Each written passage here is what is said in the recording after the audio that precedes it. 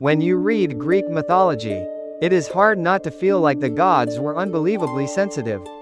A tiny mistake could bring down lightning, a curse, or the ruin of an entire family.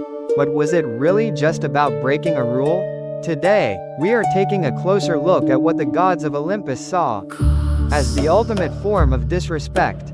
How far did human pride have to go before it crossed the line and triggered divine anger? The first thing to think about is the most basic form of sacrilege in Greek myth: words.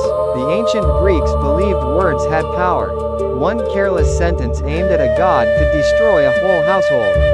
The most famous example is Niobe. Niobe, queen of Thebes, was a proud mother with 7 sons and 7 daughters.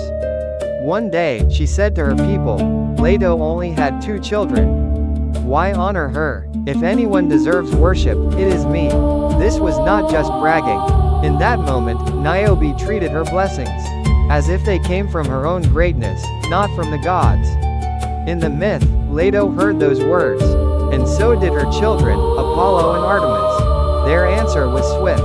Apollo struck down Niobe's sons, and Artemis took the lives of her daughters. In a single day, Niobe lost all 14 children. Overwhelmed by grief, she was turned to stone. In this story, one arrogant statement shattered an entire life. The second kind of offense was even more direct, trying to outsmart the gods. In Greek myth, when humans believed they were cleverer than divine power, the result was usually brutal. The clearest example is Sisyphus. Sisyphus, king of Corinth, was famous for his intelligence. But that intelligence often turned into deception. When Thanatos, the spirit of death, came for him, Sisyphus tricked him and bound him in chains. With death itself held back, the world fell into chaos. No one could die. Eventually Ares had to step in and free Thanatos. Sisyphus was caught, but even then he found another way out. Before dying, he had told his wife not to perform his funeral rites. So when he reached the underworld, he appealed to Persephone. He claimed his wife had failed him and begged to return to the world above, so he could set things right. The gods allowed it, but once he was back, he had no intention of returning. In the end, the myth gives him one of the most famous punishments in all of Greek mythology. He must push a massive boulder up a hill forever, only for it to roll back down just before he reaches the top. It is an eternal cycle of effort with no reward. In other words, he tried to fool the gods, and was condemned to meaningless labor without end. The third kind of sacrilege was even more dangerous, challenging divine authority itself. This was not just a mistake. It meant stepping into a space that belonged to the gods alone. The best-known example is Prometheus. Prometheus, a titan in Greek myth, cared deeply about humanity. So when Zeus took fire away from humans, Prometheus stole it from the heavens and gave it back. This was not a simple theft. Fire symbolized the beginning of civilization. It was one of the clearest boundaries between gods and mortals. By handing that gift to humanity, Prometheus broke the order Zeus wanted to maintain. The punishment reflects just how serious that act was meant to be. Prometheus was chained to a rock, and each day a great bird came to tear at him. By night, he recovered, only for the suffering to begin again.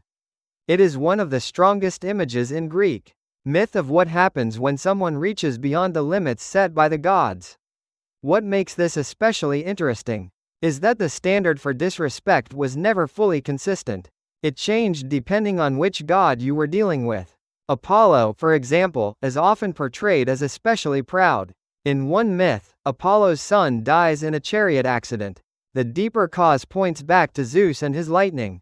But Apollo does not aim his anger at Zeus. Instead, he takes revenge on the son of Hephaestus, the divine smith, who forged the thunderbolt. To a modern audience, that logic feels strange, even unfair. But that is exactly the point. In Greek myth, divine anger does not always follow human logic. Apollo appears again in another story that shows just how dangerous it was to challenge a god in the god's own domain. This is the tale of Marsyas. Marsyas, a satyr from Phrygia, found a flute that Athena had thrown away, and became an extraordinary musician. Over time, he grew bold, enough to claim he could play better than Apollo himself. That boast led to a contest. The Muses judged the performance, and at first the result was not clear. But Apollo pushed for another test. He proposed that they play their instruments upside down. Marsyas could not do it with the flute, while Apollo could still play the lyre.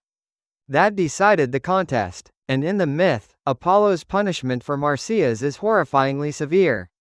The message is simple. In these stories, defeating a god, or even trying to, was treated as an act of dangerous arrogance. There is one more important point here.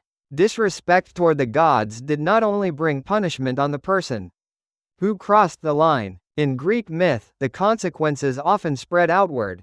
Family members suffered, friends suffered, sometimes an entire city paid the price. That is why the Greeks placed such importance on humility before the divine. They avoided excessive pride. They did not neglect rituals. They were careful with the names of the gods. From a modern point of view, all of this can seem irrational. But within the world of Greek mythology, it was a matter of survival. The gods are often portrayed as powerful, jealous, and unpredictable. For mortals, the safest path was simple. Be grateful for what the gods give you. Do not imitate them, and never declare yourself greater than they are.